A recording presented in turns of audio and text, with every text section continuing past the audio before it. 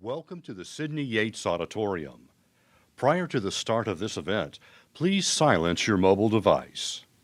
In the event of an emergency, please listen for instruction and proceed to the nearest exit. The primary exit is through the rear of the auditorium and out the C Street entrance. An alternate route is through the exit doors to the right and left of the stage. Staff will be observing to offer assistance to persons with special needs. Thank you.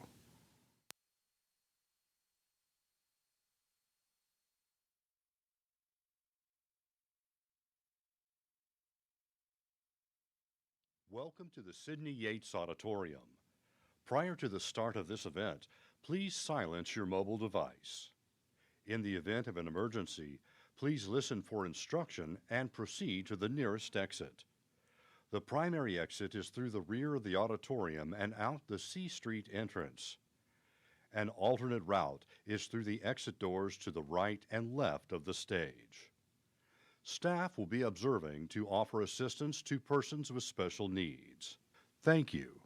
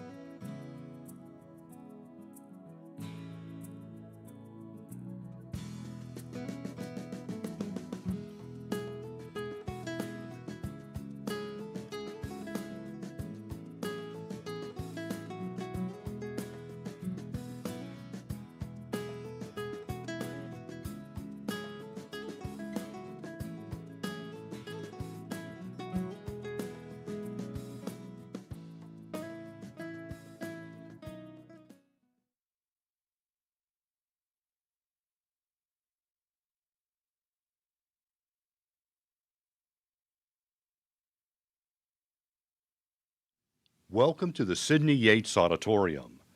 Prior to the start of this event, please silence your mobile device. In the event of an emergency, please listen for instruction and proceed to the nearest exit. The primary exit is through the rear of the auditorium and out the C Street entrance. An alternate route is through the exit doors to the right and left of the stage. Staff will be observing to offer assistance to persons with special needs.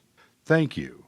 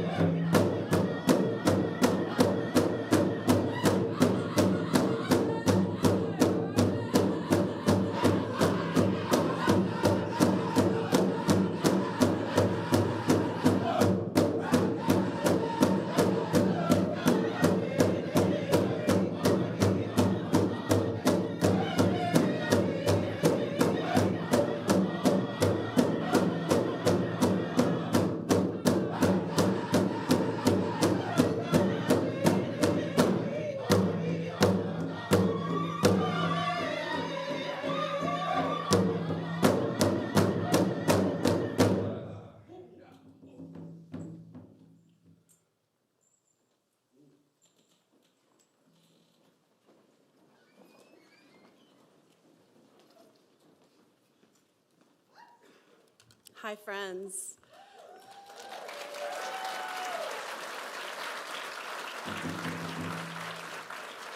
What an honor to look out at this room full of people, and what an incredible honor and privilege to have a performance by the Indian Affairs team to start us off in just the perfect way. So let's give everybody a round of applause for that incredible service.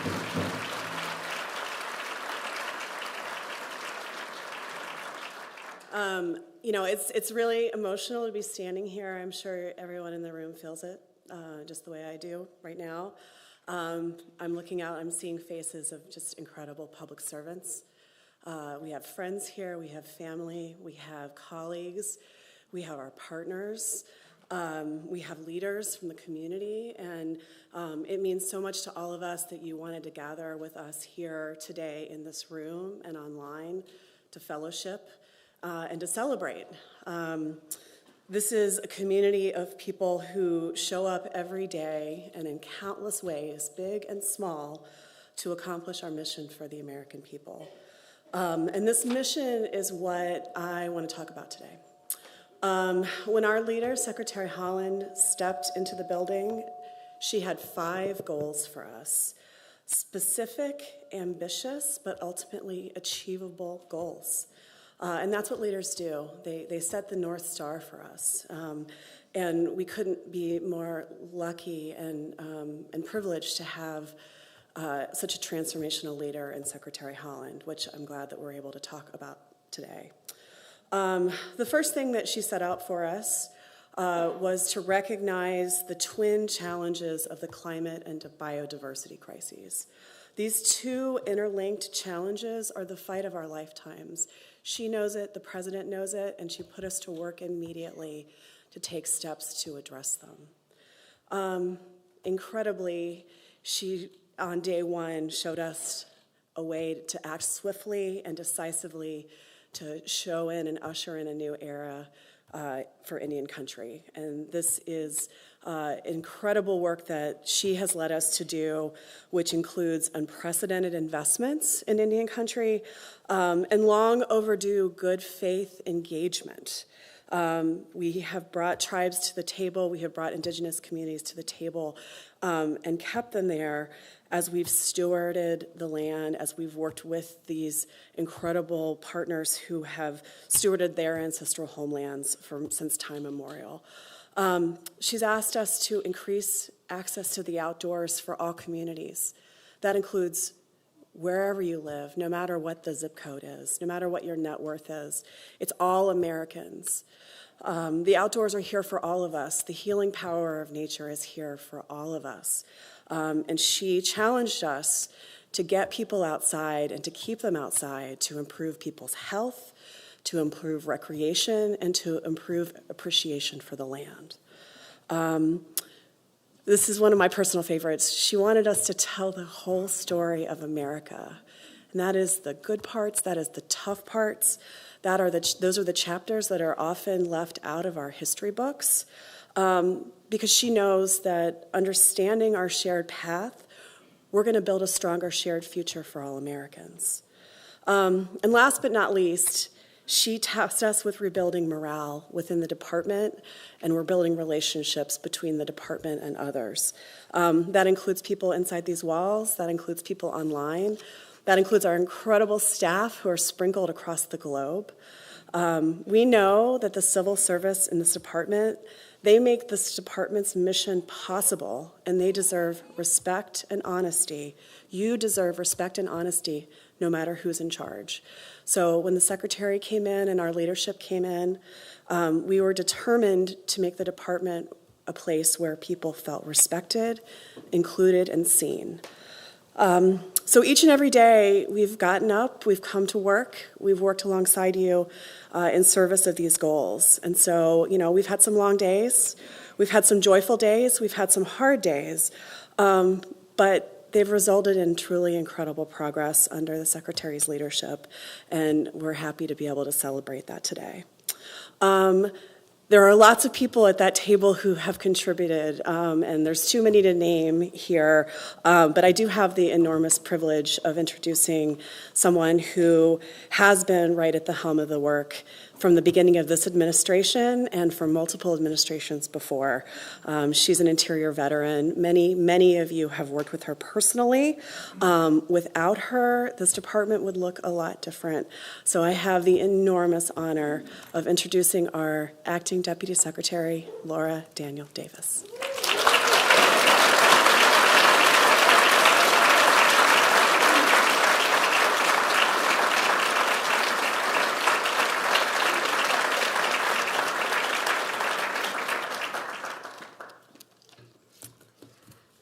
Good morning, everybody. It's wonderful to see everyone out there, and I wish I could see everybody online as well. Thank you so much, Rachel, for those opening words, and thank you to the Indian Affairs team for the real opener. Rachel, too, just such appreciation for your incredible partnership over the past 4 years. It feels like a minute or 40 years, but it kind of doesn't feel like 4 years. It's really an understatement to say that this job and serving in this powerhouse administration has been the honor of my lifetime, and that certainly includes the privilege of serving under the brilliant and transformational leadership of Secretary Deb Haaland. But to be clear, this administration has only been as strong as our colleagues. All of you have been the real drivers of the change that our public lands, our waters, and current and future generations have needed for a long time. So thank you. As Rachel mentioned, I've been at the department several years. I've worked with several secretaries. And a thing I've noticed over all those years is we tend to bump up against the same issues over and over and over. And of course, that's the nature of the job. It's the nature and reality of federal service. But what I've admired most is that working together in the last several years, we've made lasting and historic progress on challenges that this institution is used to facing every single day. And what's even better, we've accomplished this work together while striking the balance that we need to ensure that our progress is durable and serves us long into the future. Because that's the mission of this department. It's not solving for one industry or one community over another, but finding balance among our many stakeholders and balance in resolving thorny, complicated issues, and ultimately in doing our work well and accomplishing the goals that Secretary Haaland set out for us. I know that so many of you, like me, take the long view and understand that our accomplishments are measured in things like connecting generations to the outdoors, sustaining cultural traditions, and in ensuring that we have places where we can find moments of solitude and reflection in nature. And those are the results of doing our work together in this way. So I'm going to take up the first of the goals that Rachel laid out, and that is to make significant, enduring progress to tackle the climate and biodiversity crises.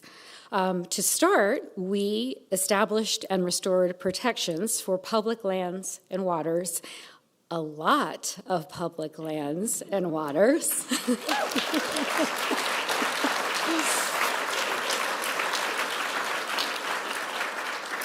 In fact, our administration has protected a stunning 670 million acres.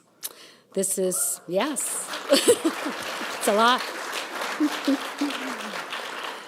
This is from the newly established Chuckwalla National Monument in California. That happened yesterday.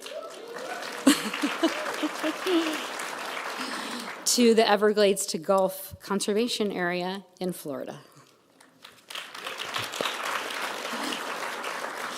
And really everywhere in between, I think, as everybody knows. and across, whatever the right was. In total, President Biden has established, expanded, or restored an incredible 15 national monuments, and that allows us to more completely tell the story of who we are as a nation. Secretary Haaland also created 6 new national wildlife refuges and significantly expanded the boundaries of 5 more. Now, with more than 570 national wildlife refuges in the National Wildlife Refuge System, we are protecting iconic species and providing some of the best wildlife viewing opportunities on Earth.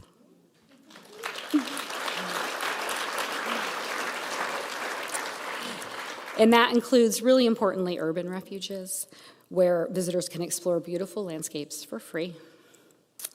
But we didn't just make history in our work to protect our lands and waters. We also embraced the long overdue transition to a clean energy future, because the climate crisis demands that we meet this moment with the urgency that it requires. This transition requires putting the most suitable public lands to good use, and with that balance in mind, we've been given a false choice that suggests that we cannot be committed to conservation and a clean energy future. But in fact, what we've done is we've proven just the opposite. Under the Biden-Harris administration, the Bureau of Land Management approved 46 onshore renewable energy projects, from solar to wind to geothermal.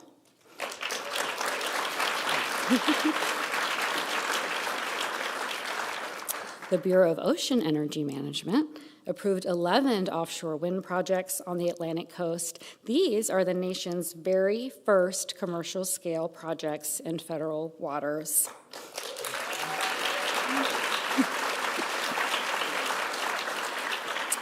And thanks to the Bureau of Safety and Environmental Enforcement, we have a new offshore wind safety and inspection program to ensure this new industry is doing everything with the highest safety protocol. In total, our renewable energy programs have permitted enough projects to power more than 21 million American homes.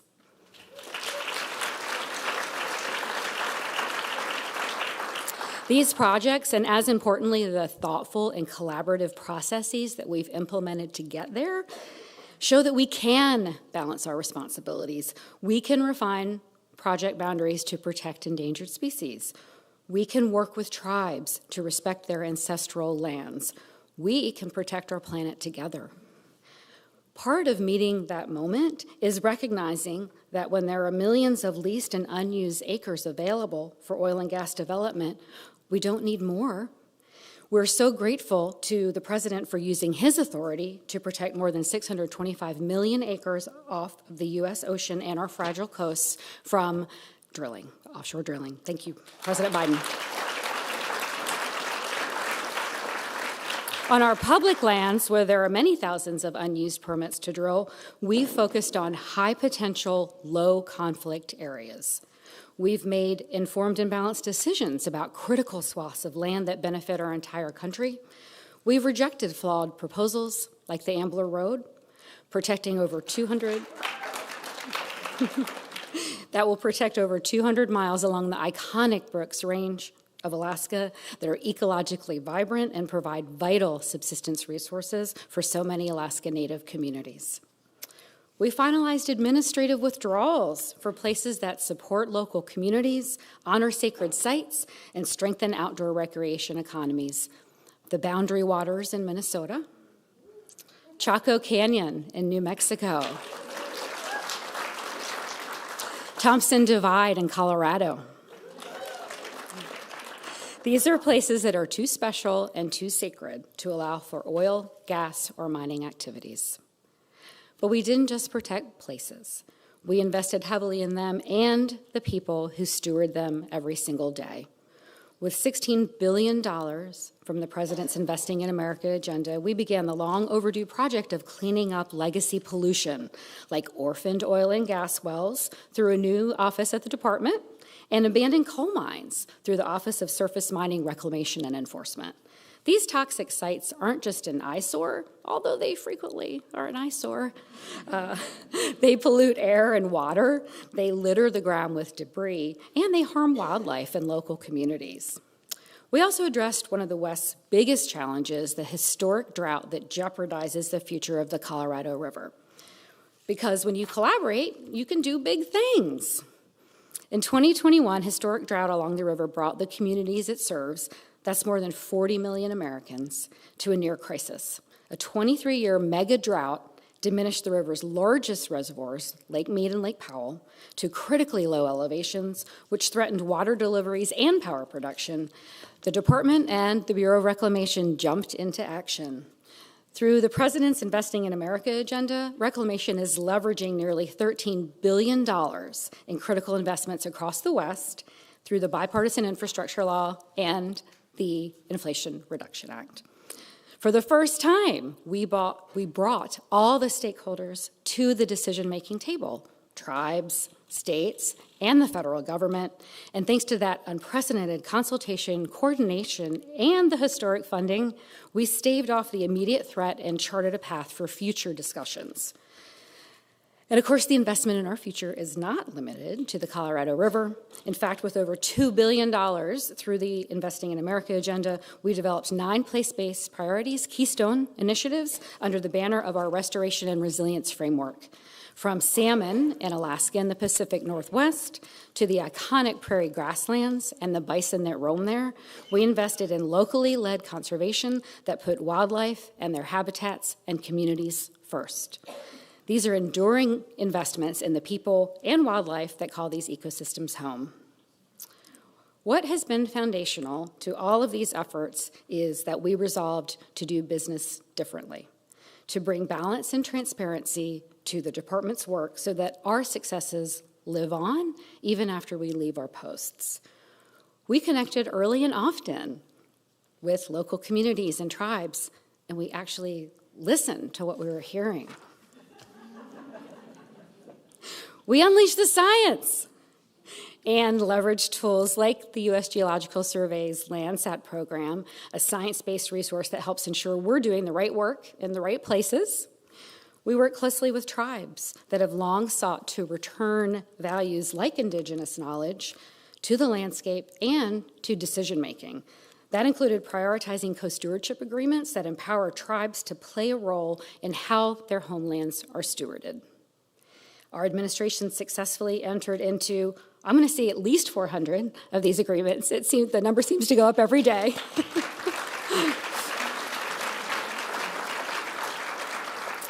Connecting tribes, Alaska Native villages and corporations, and Native Hawaiian organizations with the agencies that are tasked with stewarding their lands. One of the last accomplishments I want to talk about is our team's utter diligence to codify the work we've accomplished through rulemaking.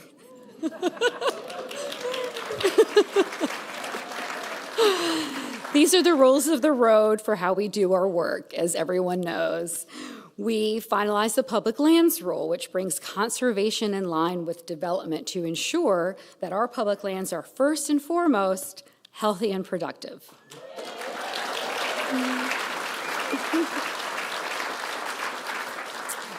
We'll be holding oil and gas industry accountable through a new rule that leverages tools like financial assurances and bonding requirements to ensure companies perform their work responsibly and don't pass on the cleanup burden to the American taxpayer.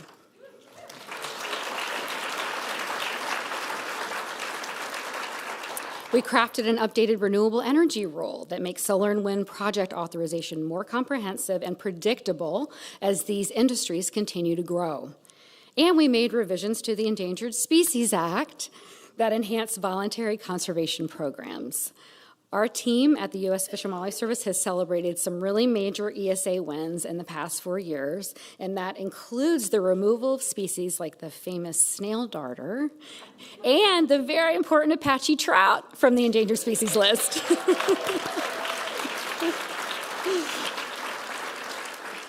That's really what balance looks like. When I look back over the last few years, 4 years, I often have to catch my breath. You saw me do it just then, because it's truly astonishing how much this team has accomplished in such a short period of time. And earlier, I did mention that we tend to bump up against the same issues over and over here at Interior, and I'll acknowledge again that is absolutely true. But I think what's inherent in the work that we do, that I keep reminding myself, is that even when we find a solution or a path forward, and we do that all the time, the work's never truly over. Our work continues with each of you. It continues in protecting these accomplishments that I just laid out and in the priorities that remain. We are counting on you. We're counting on you for implementation of the Western Solar Plan and the responsible exploration for the critical minerals that we need to continue the clean energy economy's momentum. We're counting on you as states, tribes, conservation organizations, and the federal government work to ensure that critical and delicate resources, like the Colorado River, continue to be managed with the West's long-term interests in mind. And we're counting on you to continue to foster our inclusive DOI culture that values partnership and collaboration, because what we do and how we do it has never been more important. Thank you all so much for being on this amazing journey with me as true partners. It's been the honor and privilege of a lifetime to serve with you and to be your colleague. I'm going to turn the mic back over to Rachel, who will introduce our next speaker.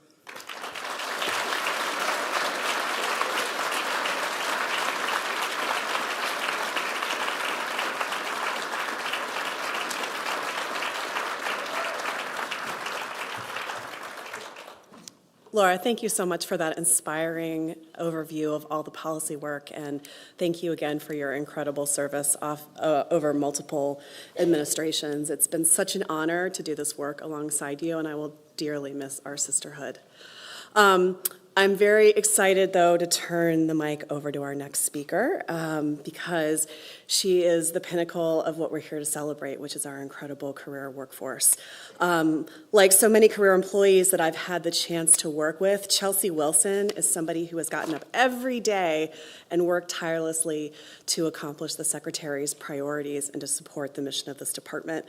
She's had a seminal role in the Federal Indian Boarding School Initiative, which is something that so many of us in this room take enormous pride in. This is something that we have started under the Secretary's leadership with the support of hundreds of employees across this department. And Chelsea has had a unique role in seeing it through for us. She's been foundational to our efforts here.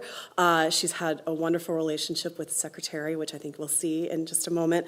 And we're incredibly lucky to have her introduce Secretary Haaland. So let me welcome Chelsea Wilson to the stage.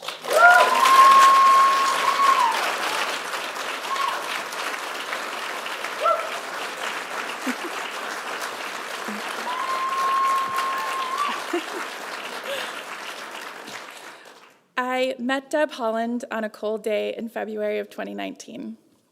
She had just been elected to the United States House of Representatives, one of the first Native women to hold such a seat in our country. I was working for a nonprofit and had flown into DC from Oklahoma to advocate for teachers in Oklahoma City classrooms, where Indigenous families have long fought for sovereignty in public education. Our group knew this was a fight she was incredibly familiar with. As soon as she entered our little reception in the Hart Synod office building, I felt a pang of immense pride in my stomach. My throat tightened up and tears came to my eyes.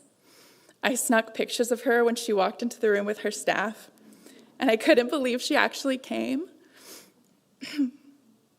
I was certainly not alone. I felt the air in the room come to a standstill.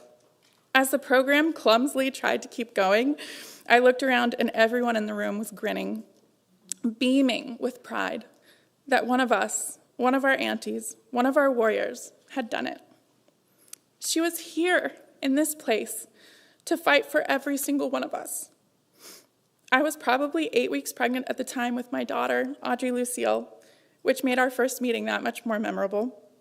I knew deep in my bones that Representative Haaland would fight for Audrey's future, for her right to take up space in the world and live a life that her ancestors dreamt of.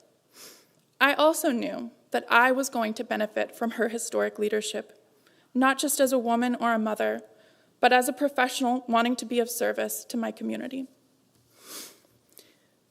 Little did I know that trip in 2019 would lead me down a winding path towards federal service with this department.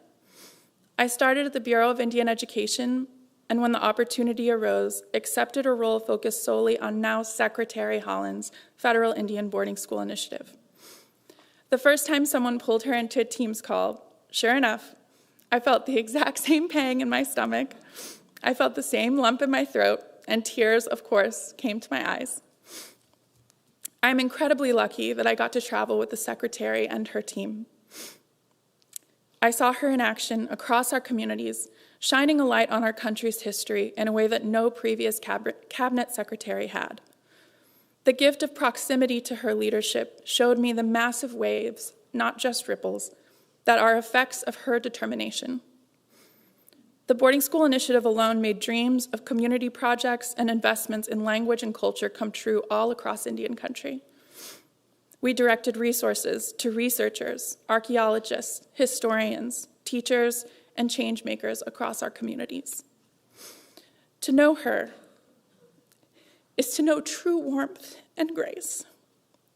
To witness her work is to witness strength and steadfast dedication, not just to Indigenous people, but to protecting all of our public lands, waters, and fulfilling the broad and powerful mission of our department. My daughter is now 5, and Secretary Haaland has lived up to every single one of my wildest dreams of how tenaciously she would fight for Audrey's future. As Secretary, she not only shared, but validated the passion and commitment of everyone she encountered who wanted to be of service to their country. She validated those of us who wanted to honor the legacy of those who came before us and those who will be here long after us. We all will carry on the light that she ignited for generations to come. Please join me in welcoming Secretary Deb Haaland.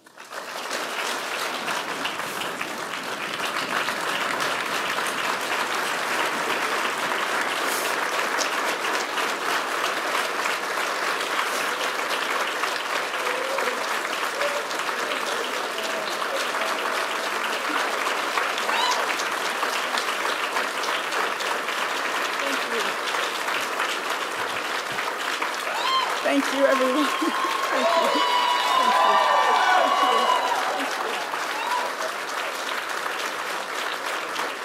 Thank you. Thank you. Thank you. Thank you all so much. Thank you, Chelsea. My goodness, that was so beautiful.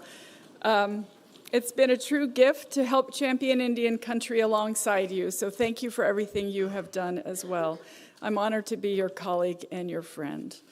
Guatsi haupa duhiname itzartiwitsa shuimi hanu. I better leave these on.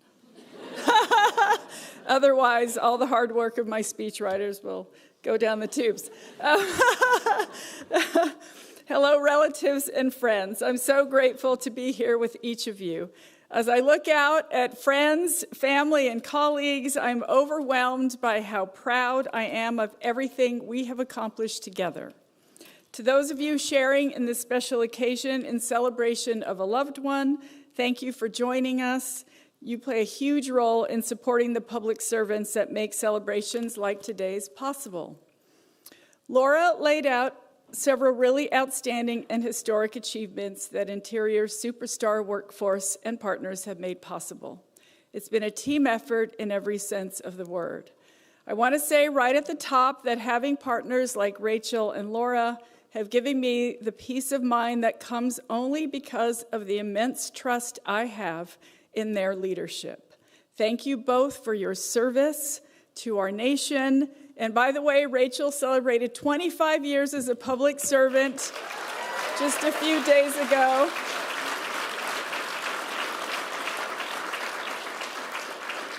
That is true dedication. But thank you both for your service to our nation and for delivering on our priorities. So yes, everyone, give them another round of applause.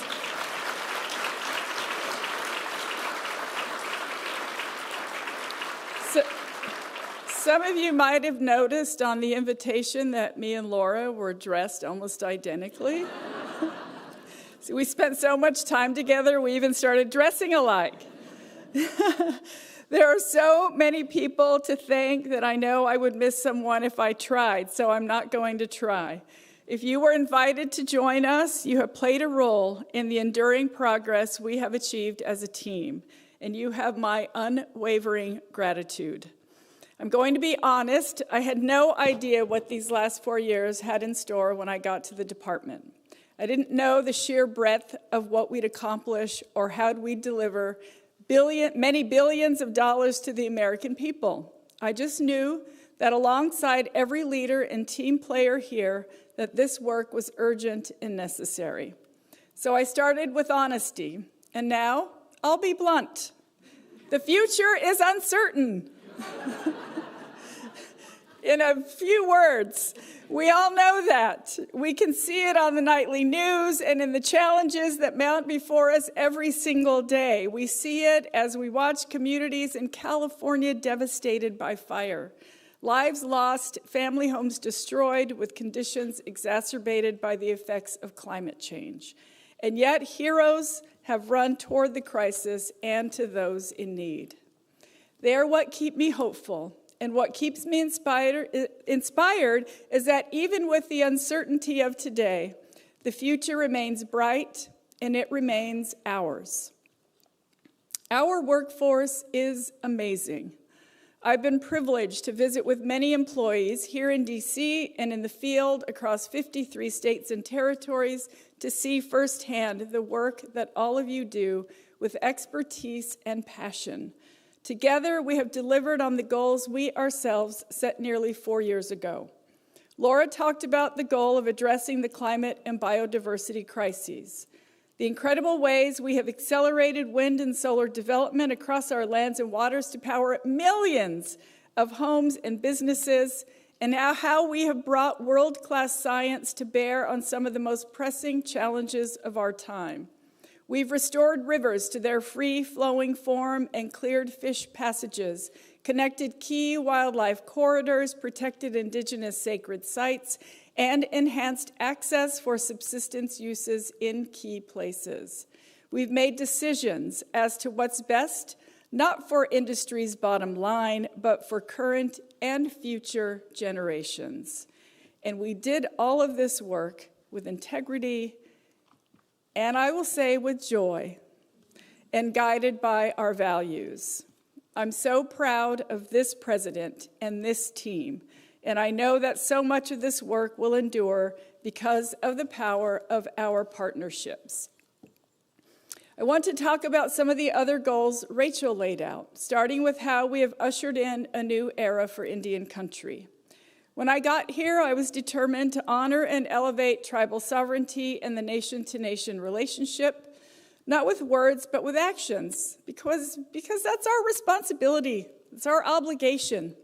Joining me in this effort was many of you, but in particular, I want to celebrate Solicitor Bob Anderson,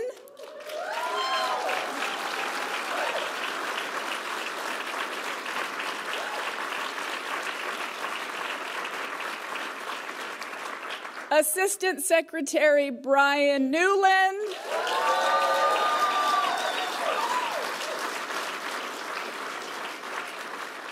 and their amazing teams, amazing teams, who I will say were defiantly committed to this mission. With nearly $45 billion from the President's Investing in America agenda, specifically the Bipartisan Infrastructure Law, American Rescue Plan Act, and Inflation Reduction Act, we delivered transformational change to Indian country. We brought tribes directly to the decision-making table. Among them was my table. In fact, through this first ever Secretary's Tribal Advisory Committee, so that tribal leaders could have a real and meaningful say in how funding was spent for priorities like 21st century infrastructure, drought mitigation, climate adaptation, co-stewardship, and so much more.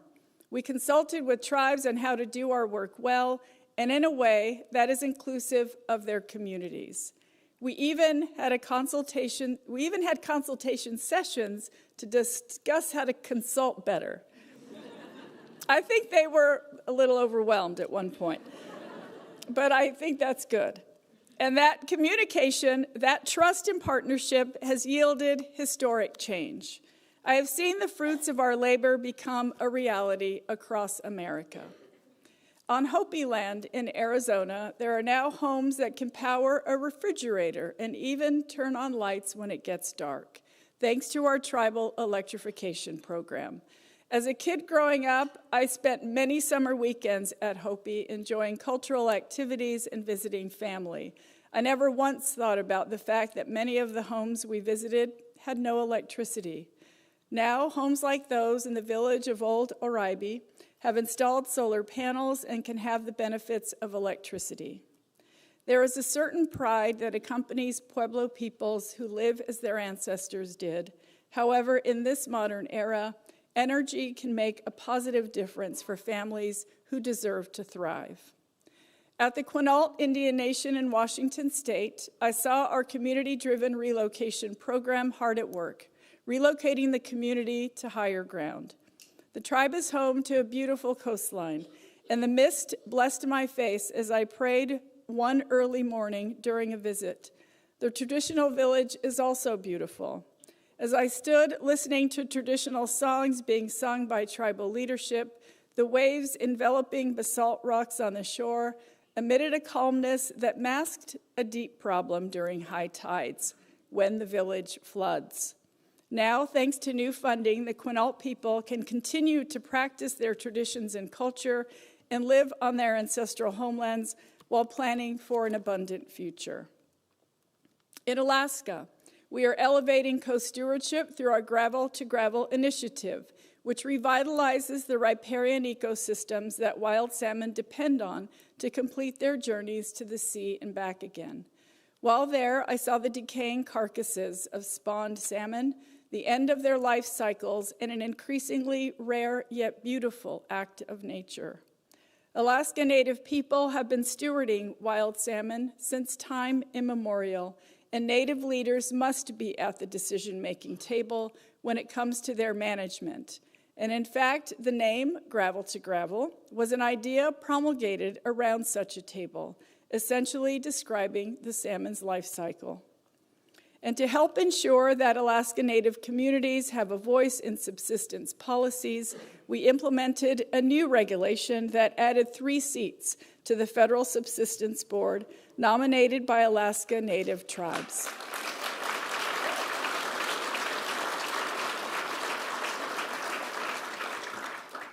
In Hawaii, we met with Native Hawaiian community members and toured 800-year-old basalt rock-lined fish ponds, forms of a subsistence lifestyle that survived colonization in spite of the odds. These are the ancestral resources that must be protected. Ensuring that the Native Hawaiian community has a seat at the table before decisions are made is important to the foundational way our department operates. Native Hawaiians are the first stewards of their lands, of their islands, and the ocean that surrounds them. They know and understand the plants, animals, and history of the land. Our department can make better decisions with the benefit of their knowledge. Part of ushering in change for Indian country is to facilitate healing. I have often said that I believe we are in an era of healing. That healing has been among the most important things I have done as secretary. Chelsea spoke about the Federal Indian Boarding School Initiative, which exposed the reality of the federal government's role in creation and proliferation of brutal Indian boarding schools across the nation. Ultimately, that work resulted in the designation of a new national park unit that will tell this story in perpetuity. It also inspired an apology from President Biden himself for the federal government's role in this difficult chapter of our history.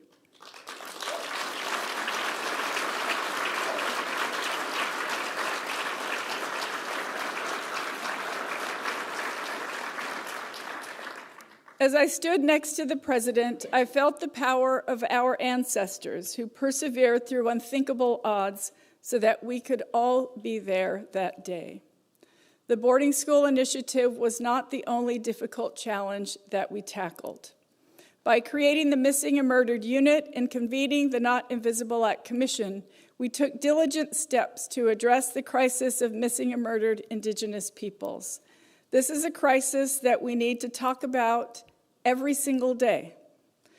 I was an advocate for these issues long before I came to Congress or the department, and I will continue to use my platform to bring light to this issue as long as I have one. My child, Soma, and I love the outdoors. Regardless of how much money I had in my bank account, I could suit them up, grab our water bottles, and take off to explore. The goal of equitable access to the outdoors is near and dear to my heart.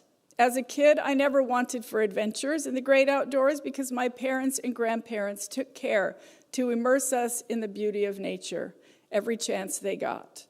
That same accessibility is what we've been striving for here at Interior. First, we got to work making these places welcoming to all. Even in 2021, offensive names, including racial slurs, still dotted our public lands and waters. In response, we created an advisory committee that identified and removed the names of nearly 650 places that used the, quote, SQ word, a highly offensive and sexist word for Indigenous women. I am grateful to our Board on Geographic Names for their hard work, even as the effort to address additional derogatory words continues.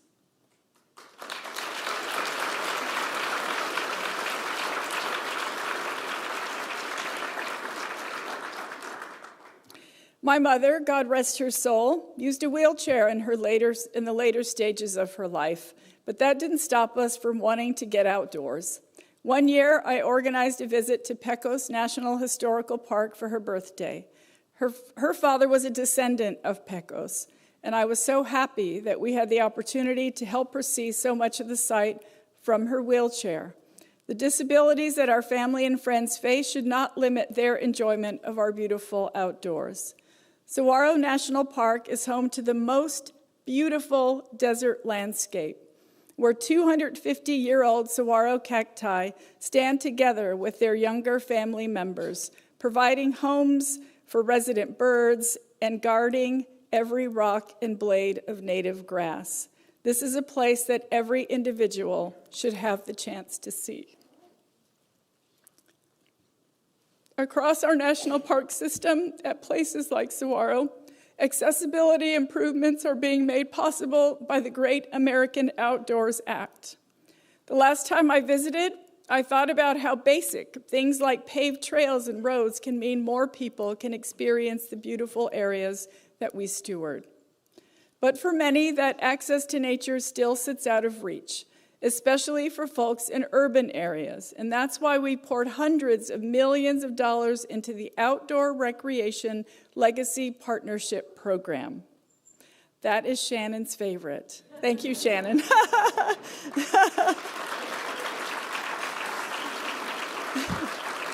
I love it. We all love it. We all love it. This program was zeroed out. Imagine that. This wonderful program zeroed out when we walked in the door. But we have since distributed hundreds of millions of dollars to cities for new and expanded outdoor urban spaces.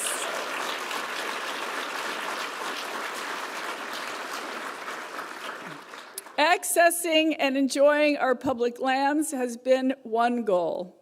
Telling America's story, both the joyful and the painful chapters, has been another. Much of this work has played out through your incredible advocacy and President Biden's creation of national monuments. Thanks to our teams at the National Park Service. Chuck, where's Chuck? Thank you, Chuck, for your wonderful teams at the National Park Service. And Bureau of Land Management, places like Aviquame National Monument in Nevada, and and Bajnawavjo Ita Kukveni, ancestral footprints of the Grand Canyon National Monument. I had to practice that one a lot. In Arizona, tell the stories of the indigenous peoples who have prospered and traveled across those living landscapes. Yesterday, we added another place to this esteemed list, the Chuckwalla National Monument in California.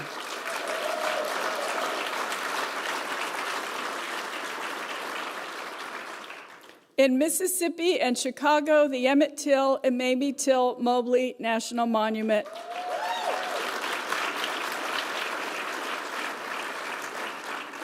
Now tells the horrific story of Emmett Till's murder and his mother Mamie's brave decision to display his open casket to the world.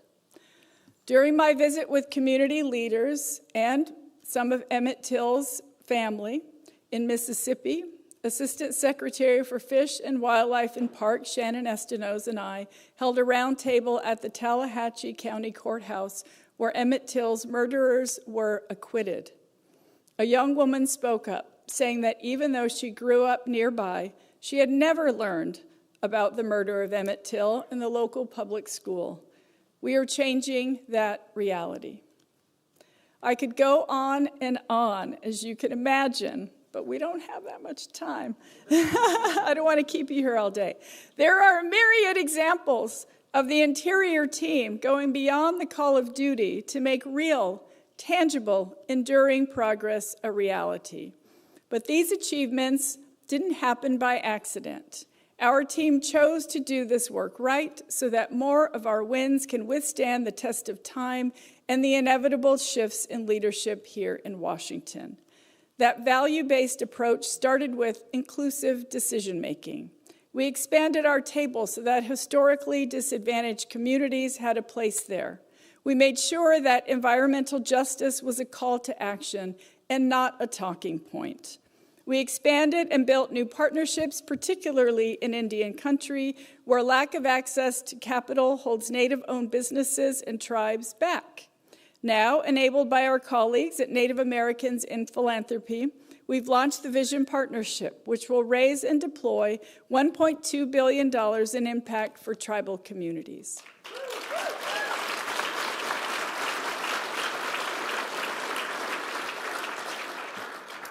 With our partners at the Mellon Foundation, the National Endowment for the Humanities, the Library of Congress, the Smithsonian, and the National Native American Boarding School Healing Coalition, we are preserving the stories of boarding school survivors and their descendants so that those pieces of history are never lost.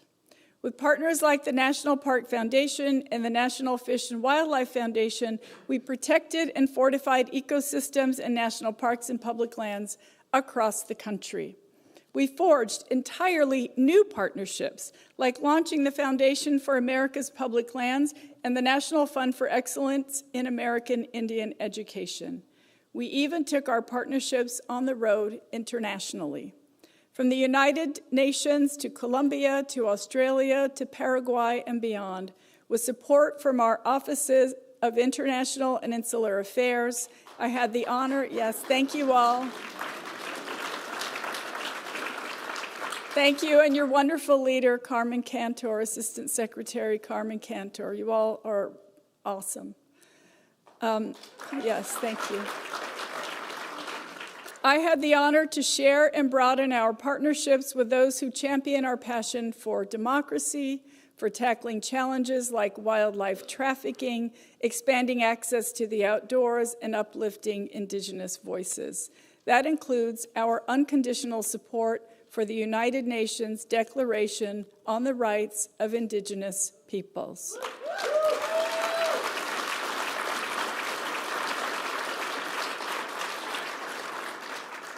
We did all of this with an eye toward the future, an eye toward the young people who will inherit this work and sharpen the tools we have built for them to succeed. Under the banner of President Biden's American Climate Corps, we established the Indian Youth Service Corps to create opportunities for Native youth to get involved in projects that help steward their ancestral homelands. Projects like bison and language revitalization and the restoration of indigenous food systems and repairing ancient rock walls.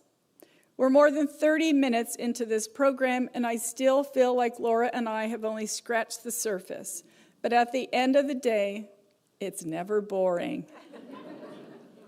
Yet despite the scale of that mission, the nature of what makes our work happen is simple. Every trip, every meeting, every challenge we untangle, and every win we achieve is grounded in the belief that community is everything. I'll leave you with one final story. While visiting my ancestral homelands of Chaco Culture National Historical Park in northwestern New Mexico, I learned that between 850 and 1150 AD, Pueblo Bonito, Chaco's largest great house, was constructed with an estimated 100 million pounds of stone. I pictured hundreds of Pueblo peoples, my ancestors, gathering stones, making the mud mortar, and hauling water to make it all possible. I thought about the weight of their legacy, a weight that, while heavy, has motivated me to lead this department, which just a few generations ago tried to erase indigenous peoples and our ways of life.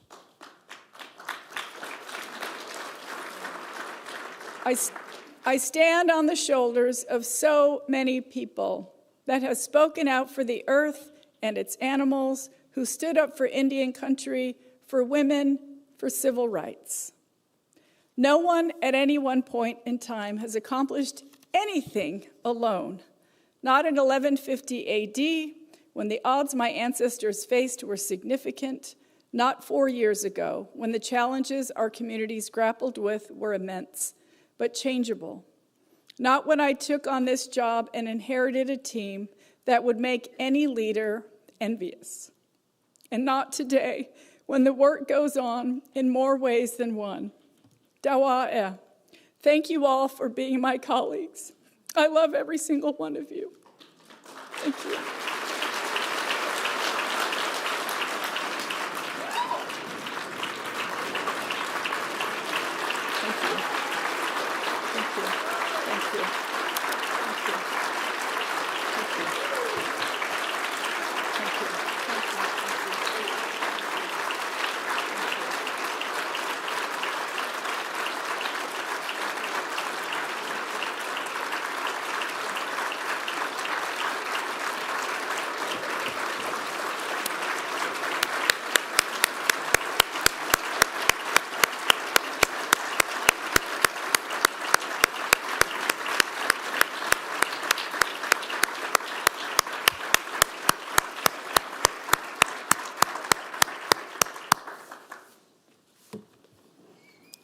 Thank you, Madam Secretary, for those beautiful words. You truly are the hardest act to follow. Thank you for your vision and your tenacity and your resolve to lead this team with heart and with kindness and with your undying commitment to future generations. Ladies and gentlemen, can we get one more round of applause for our 54th Secretary of the Interior, Deb Haaland.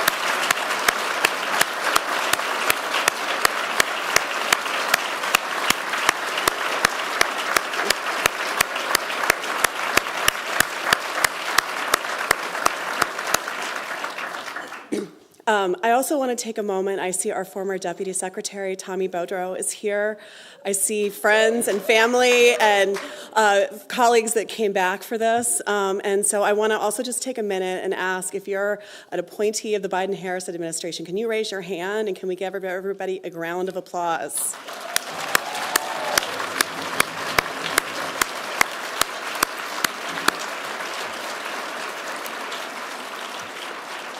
The people who just raised their hand are the ones who burned the midnight oil and provided leadership, working in tandem with our incredible career team to make so many of the things that we've talked about happen today. And honestly, this whole experience for the Secretary and for our whole leadership team wouldn't be the same without each of you. We are incredibly grateful for your service to your country and for your incredible service and to the mission of this department. At every turn and with every success, with every challenge, this team has been there, and it's wonderful to be able to celebrate that as we finish up this administration. Just a few more things to go over before we wrap up. When we started, we talked about the 5 specific goals, and I want to return back to maybe the most important one, which is a celebration of our incredible team at the department. And that includes our incredible career workforce. When we got to Interior in 2021, we know that there was a need to celebrate and uplift the talent, the intelligence, the experience, the empathy and kindness that makes this career team what it is and makes all of you so indispensable to this government. Really proud that we got to work listening and engaging with this team, and we called on the leadership of our policy management and budget team, including our Principal Deputy Assistant Secretary, Joan Mooney, the backbone of the department, to take action. And so PMB and many of you were able to lead some important accomplishments that are just worth noting briefly before we adjourn today. Through the department's very first Diversity, Equity, Inclusion, and Accessibility Council, we made sure that everybody who works at the department feels welcomed and seen. As the Secretary talked about, we worked hard to improve access to our public programs, to our public lands, and we made environmental justice an action verb and not just a talking point, as the Secretary mentioned. The commitment to make sure that all kinds of communities across this country benefit has been the through line for the work that we do, and so we're incredibly grateful.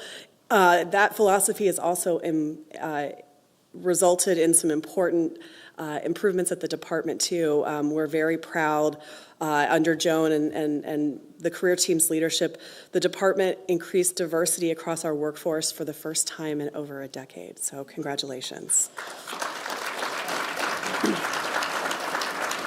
Another really important accomplishment that is a tandem effort of both of our political and career leadership is the department's law enforcement task force.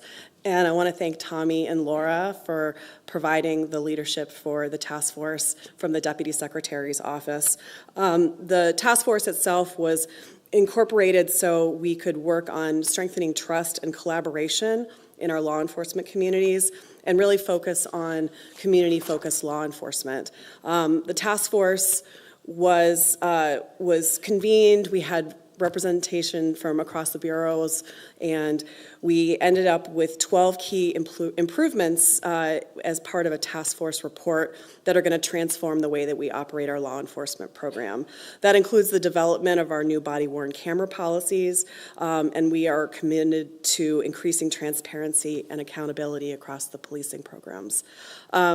We're also incredibly grateful that our partnerships have been strengthened in this administration, and we've elevated partnerships that have set up for our teams for success.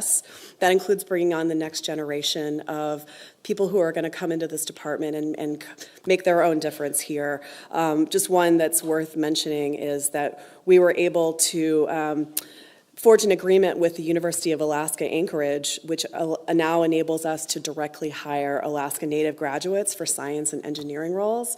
You all know, and out there in the bureaus in particular, how important these roles are to the work that we do every day. And it was a real honor to celebrate the agreement with Alaska Native students in the Secretary's office, to see these bright young minds come in and be so excited about the prospect of joining Interior's ranks someday. So you know that we're doing something right when you've got 19-year-olds who are itching to come in and join your team. So that's something that we'll leave behind, and we're excited to see how those programs expand. The through line has been the culture of what makes this agency such a welcoming, mission-driven institution, as we've talked about today. We're really proud that for the last several years in a row that the Interior has been noted by the Partnership for Public Service as one of the best places to work in the federal government. Really proud of that. We're also have been noted as one of the best places to work for veterans by the Military Times, which is incredible, and by new college grads by Forbes magazine. So may we continue to expand and bring in the next generation for the things that we love. Obviously, our career team is behind a lot of the incredible work that we do to recruit and retain our talent. And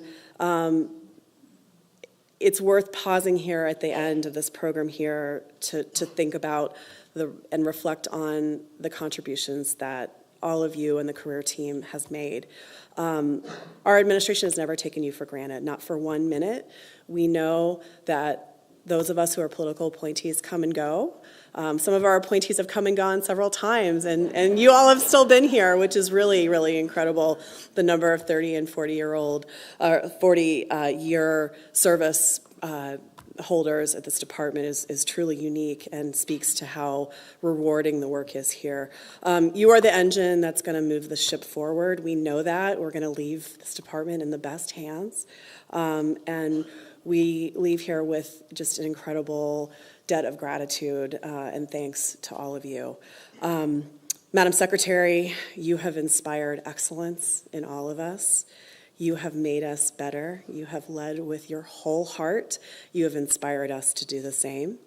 But don't take it from me. We have a little surprise to share with you, with some of the career employees and our wonderful communications team that have put together some parting messages.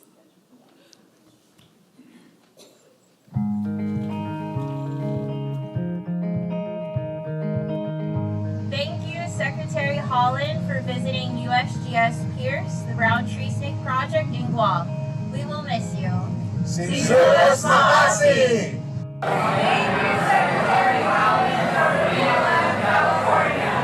Thank you from Saipan, American Memorial Park, Mariana Trench Marine National Monument. Secretary Haaland, we appreciate your support of the combined federal campaign and Feds Feeds families. Thank you so much from your DOI family. Thank you. Thank you. Secretary Haaland, it's been an honor working with you. I'll always remember our first trip together in Bend, Oregon, where nobody warned me that you were an ultramarathon runner and a long-distance walker. And we walked for a few hours. I still cherish the photo of us on the Deschutes River in Bend, and thank you for that wonderful memory. Madam Secretary, thank you. On behalf of the Interior Museum, we appreciate you allowing us to share with you and in your office the department's history and art. And thank you for making history here. Thanks, Madam Secretary, for all the hard work you've done. Greetings from the BOEM Gulf of Mexico region. Thank you, Secretary Haaland, for your service. We appreciate it. Thank you, Madam Secretary, for your incredible leadership in providing these tremendous opportunities for Native American youth through the Indian Youth Service Corps program. This has been an absolute honor working for you. Secretary Haaland, on behalf of the Office of the Chief Information Officer, thank you very much for your support for modernization, cybersecurity, and artificial intelligence, all in support of the mission. Thank you, and we wish you all the best. Thank you for your leadership in establishing the Lost Trail Conservation Area, the first new unit of the National Wildlife Refuge System established under your leadership. On behalf of the department's human capital leaders, thank you, Secretary Haaland, for your service and support for our dedicated employees. Thanks for visiting the Great Lakes Science Center in Ann Arbor and supporting our work on the Great Lakes Invasive Sea Lamprey, Invasive Phragmites australis, Native Monoman Restoration, Great Lakes Ciscos, Great Lakes Fisheries.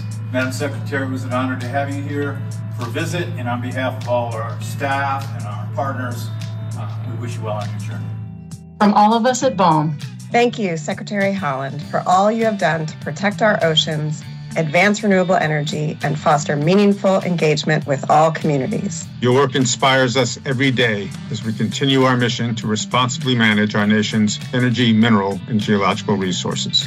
Thank you. Thank you.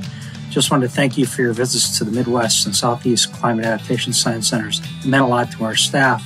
Really enjoyed working with you during your tenure. Thank you. Miigwech, Madam Secretary. Thank you for all you've done for the Bureau of Indian Education and for Indian Country. Hi, Madam Secretary. We loved welcoming you to Olympic this summer, and I was so honored to get to share our Glacier Arts Memorial project with you. Thank you so much. This is the USGS Southeast Climate Adaptation Science Center, wishing you all the best in your future endeavors and thanking you so much for your service. Thank you, Madam Secretary, for all your work in the Interior Department and for supporting the restoration of the bison range to the Confederated Salish and Kootenai tribes. And thank you for all that you've done for Indians and Indian country. On behalf of the Pacific Island Ecosystems Research Center, thanks for stopping by Step Up to meet the students with disabilities who support our science. In the words of one of them, Rocky, it was awesome. Your visit added so much to the pride that they take in their work.